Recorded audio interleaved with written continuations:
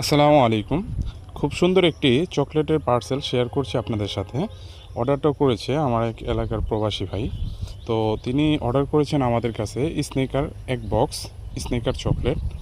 তারপর এখানে অর্ডার করেছেন কিছু ওটস চকলেট, যেমন oats choco, original oats choco ১ packet ৪০০ গ্রামের।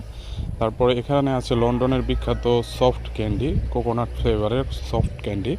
এটা খুবই সুস্বাদু চকলেটটা খেতে।